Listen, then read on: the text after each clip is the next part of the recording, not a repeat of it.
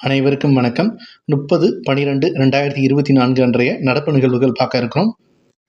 முதலாவதாக நம்ம பார்க்க உள்ளது கன்னியாகுமரியில் அமைந்துள்ள கண்ணாடி இலை பாலத்தை பற்றி பார்க்க உள்ளோம்.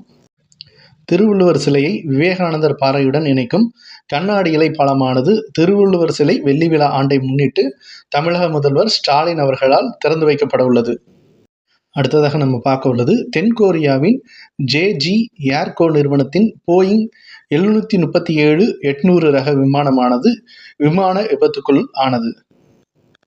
181 பேருடன் சென்ற இந்த விமானத்தில் 179 பயணிகள் உயிரிழந்தனர். அடுத்ததாக நம்ம பார்க்க உள்ளது தமிழகத்தின் புதுமை பெண் திட்டம், அதாவது மூவலூர் ராமாமிர்தம் அம்மையார் நினைவு உயர்கல்வி உறுதி திட்டம். இந்த திட்டமானது தற்போது விரிவடைந்துள்ளது.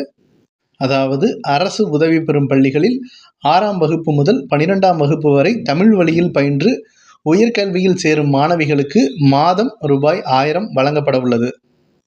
இந்த திட்டமானது முதல்வர் ஸ்டாலின் அவர்களால் தூத்துக்குடியில் விரிவாக்கம் செய்யப்பட்டுள்ளது.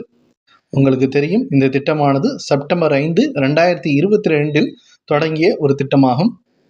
ஏற்கனவே அரசு பள்ளிகளில் படித்த மாணவிகள் பயன்பெற்று வந்து கொண்டிருந்தனர். தற்போது அரசு உதவி பெறும் பள்ளிகளில் உள்ள பயிலும் மாணவிகளும் பயன்பெற உள்ளனர். இந்த விரிவாக்கத்தின் காரணமாக 75,028 மாணவியர் பயனடைய உள்ளனர். அடுத்ததாக நம்ம பார்க்க உள்ளது போஷ் அமைப்பு.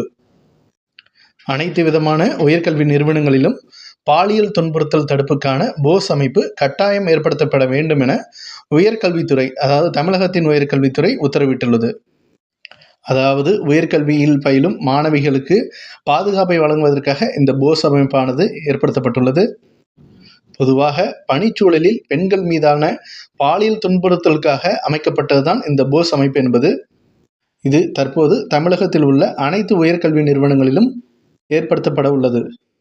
அடுத்ததாக நம்ம பார்க்க உள்ளது தூத்துக்குடியில் மினி டைட்டில் பூங்காவானது தமிழக முதல்வர் ஸ்டாலின் அவர்களால் ரூபாய் 32.50 கோடி செலவில் திறந்து வைக்கப்பட்டுள்ளது. இந்த மினி டைட்டில் பூங்காவின் மூலமாக 650 பேருக்கு வேலைவாய்ப்பு கிடைக்கும் என எதிர்பார்க்கப்படுகிறது. அடுத்ததாக நம்ம பார்க்க உள்ளது தமிழ் கற்பித்தல் திட்டம். இந்திய அரசின் ஆதரவுடன் பிஜி நாட்டில் தமிழ் கற்பித்தல் திட்டமானது தொடங்கப்பட்டுள்ளது. கடந்த 80 ஆண்டுகளில் பிஜி நாட்டில் பயிற்சி பெற்ற தமிழ் ஆசிரியர்களால் தமிழ் மொழியை பயிற்றுவிப்பது இதுவே முதல் முறையாகும். அடுத்ததாக நம்ம பார்க்க உள்ளது உலக ரேபிட் செஸ் போட்டி. நியூயார்க்கில் நடைபெற்ற இந்த போட்டியில் ஹோனேரு ஹம்பி சாம்பியன் பட்டத்தை வென்றுள்ளார்.